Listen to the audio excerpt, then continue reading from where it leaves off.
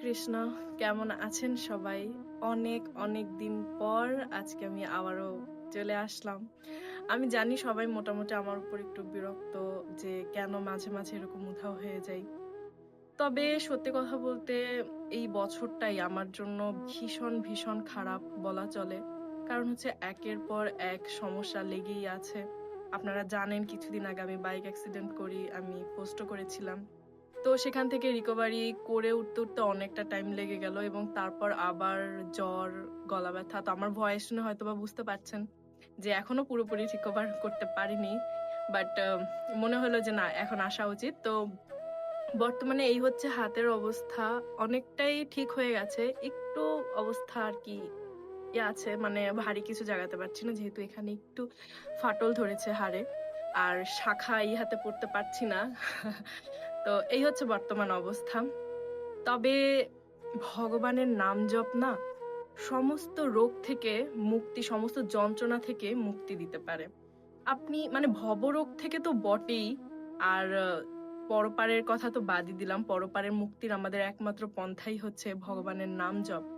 ভগবান আমাদেরকে এই জগতে পাঠিয়েছেনই তাকে বেশি বেশি ভক্তি করার জন্য, তার নাম জপ করার জন্য। মানে আমরা হচ্ছি তার ক্রীড়ার সামগ্রী বলা চলে। তো আমরা যখন কোনো কিছু ঘরে নিয়ে আসি, যেমন আমাদের পোষ্য বা আমাদের যেকোনো জিনিস, তারা যদি আমাদের কাছাকাছি থাকে, আমাদেরকে বেশি প্রায়োরিটি দেয়, আমাদের পিছন পিছন ঘোরে, তখন আমরা বেশি খুশি হয়ে যাই না? ঠিক তেমনি আমরা যদি ভগবানকে বেশি বেশি ভগবানের সন্তান তুল্য, যেমন আমাদের সন্তানরা যদি বেশি বেশি মা মা করে, বেশি বেশি বাবা বাবা ডাকে, তো আমরা কিন্তু অনেক বেশি খুশি থাকি সেই সন্তানের উপর, তাই নয় কি? ঠিক তেমনি আমরাও তো ভগবানের সন্তান বা পোষ্য যাই বলেন, সেটাই। তো আমরা যখন বেশি বেশি ভগবানকে ডাকবো, বেশি বেশি ভগবানের নাম জপ করব, ভগবান আমাদের উপর অটোমেটিক সন্তুষ্ট হয়ে যাবেন।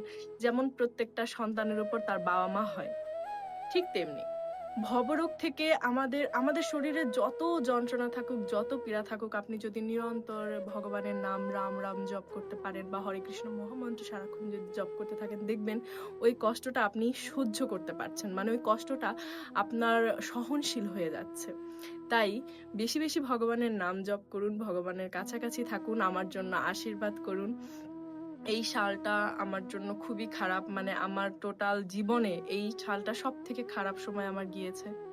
তো আমিও ভগবানের কাছে অবশ্যই তার কাছে প্রার্থনা করব, তার নাম জপ করব, যাতে তিনি আমাকে এই খারাপ সময় থেকে উত্তীর্ণ করে দেন।